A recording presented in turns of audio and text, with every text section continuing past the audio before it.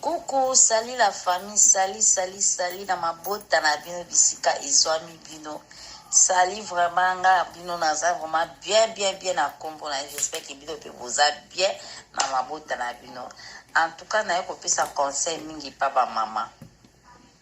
Nini sali te bien mais les kapisa conseil pa ba mama concernant photo ya Xil Pechanga ya sans filtre ya sans make-up. Bande konanga toyebi te Xil Pechanga soki atalaki rétroviseur to atalaki te yaya avant kobima tozaka trop sire na babilongi na biso te kota penza na douche na yo mitala malamu surtout que etant que influenceuse etant que artiste et comédien etant que star kande bomibenga wana yaya badiversaire baza partout en plus fo kobondelaka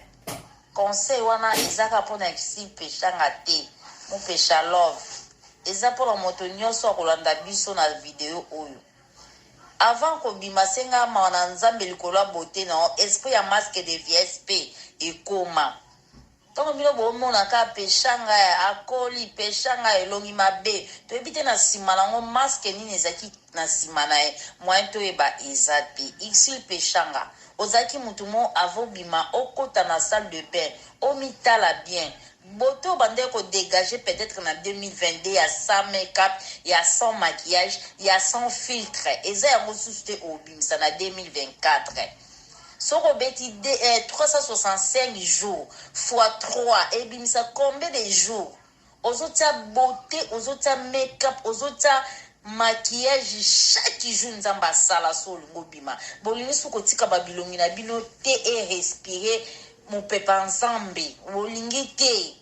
bokomi trop artificiel na nzambe mon pet place avandaka akoma emo ataka linesa mwindu na misu amona abiso te mamuto osala po trop c'est trop bino bokanisi ba chinois balali to bokanisi ba américain balali po bokoloba non eza ngana selaka original ngana selaka ya poto boyebi teke première qualité ya babiloko ebimaka wana ekendaka poto na yebisa bino chinois soki asali eloko même téléphone première qualité nango ekendaka poto naokosa bino te naoloba na bino ce qui est vrai mama Mimi la maman des garçons première qualité ekendaka poto deuxième qualité ekendaka poto troisième qualité eyelaka biso na Angola quatrième qualité nde ekendaka Kinshasa donc ozala te ke onga make-up nga na sela ya poto qui t'a dit ça baokosa bino ti tout excès nuire ebela moi toboyi tokotambola na kati ya motuka eza na climatiseur mais yaya esengo kita otambola ne fiske ata okota na biro na mutuka te okota na musala na mutuka te okota na ndako na mutuka te soki okesa wenzela mutuka te bozokanga nde na webisa bino donc tout excès nuire ozwa make-up obanda les premiers ti 365 jours elongo eza okende église otie maquillage okende kaka po bamona bo maquillage yango ezobebisa babilongi na biso baboto bakusha baboto biso totiaka ezokanga elongi yo monaka te nde ekomisaka mutu mbamo elongi ekangami mbala moko yo wana mpo zolo ekoma molai yo wana opetikisi otie première couche otie ya mai deuxième couche otie okesu na oya poussière otie bacouleur wana ozomélange bandeko na nga ozosangisa oyebi te eloko ni ezolu surtout mingimingi na visage ndeko na nga azala na problème peut-être na makolokola ta jipa molai ebombama zala na problème peut-être na mapeka ndute kozwa yo okotia ata tatouage ebombama elongi te elongi babomba yango te elongi babomba yango te nazoyebisa bino elongi babomba yango te fo tozala prida omoni yango mona alobaka bana mibali baleka biso na kitoko franchement eza mamba lokuta te eza mamba so omoni mwa mobali alamuka kaka na ntongo après une semaine ake na ye na salon ase rase na ye kitoko vraiment babongisi ye esili peut-être kuta eza na bamosusu bapakolaka bango mpe mafuta te savon na ye ka etout mais biso basi te beta une semaine opakola mafuta te mitala bien foko miyeba o biso tolinga tozala tozo kola bana 2000 bana 2000 ans ti tokoma 2024 oyo oyebi bakomi na âge bakomi na 24 ans alors yo mwana 78 okomi na combien yo mwana 80 okomi na combien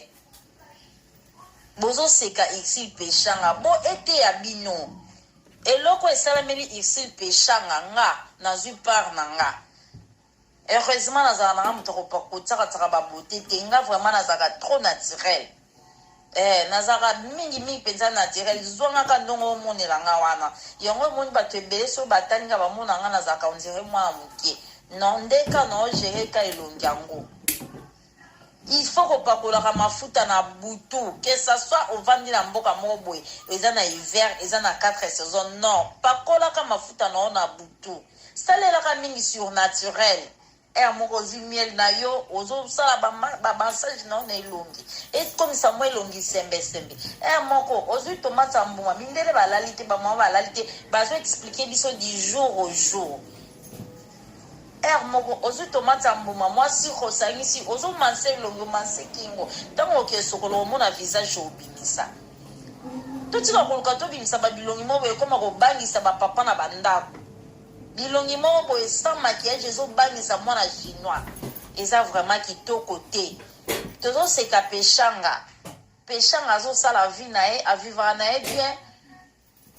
ayebi oyo alukaka ayebi place ya telemeli alors yo ozaka wana mpo oleka na tiktok oleka na youtube soki otie maquillage to otie makeup te omonana te ndeko na nga poudre pembe eleki vraiment makeup wana bomona wana nga na ke na nga fete te bainvite na bango nga te na réunion moko songolo pakala te nakolekala nga liboso te mpona pesa prédication moko boye nakolekala nga liboso te mpona pesa meeting moko boye deva bato ou soit deva une salle bato nyonso baza alingana nazwi na nga ka makeup mpo na okende ka kwe na bandala nazwi makeup na pangosi na bakisi ba première couche deuxième ou troisième couche non na milingi te tolukaka nini zonga nsima tala rétroviseur moko bokutana ye na papa surtout na obeta seti na komi na po ya basa mabala mokolo okutana ye na papa alingaki yo na position nini alingaka yo na ntongo alingaka yo na midi to alingaka yo na pokwa mpo soko alingaki yo na ntongo na ndimi te kakutaka yo na makeup na batango oyo bino bosali na papa mpo batala na makeup ezalaki te ozomona ici conseil gratuit luka mingi osalela mingi surnaturel elongi ezonga sembesembe boya na oba makeup wana mais ata mpo lobi oboya yango ekomi déjà c'est trop tande mona baya gabi bongo ya gabi so abi atikala bongo boloba ni exil c'est bien mpo agarde te na ye aza mwindu mais boseki ye kaka bongo soko so tobi ya gabi atika elongi bongo boloba ni eza vraiment kitoko te tomibatela ozana tout le temps manzaka olinga koplake tout le temps manzaka etikala asu bongo te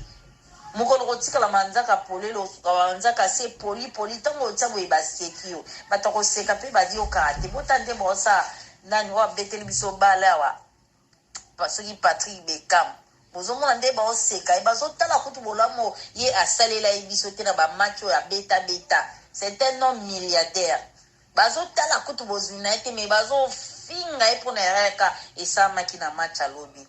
pour vous montrer que Congolais aza na ye mutu te il faut faire très attention surtout bainfluenceuse surtout biso batolekaka na bitlili fo tozaka prida moi eza makasi lata maneti na yo moi kitambala nokanga lokola bamusulman zwa meka tutya mopanzi abona tander sali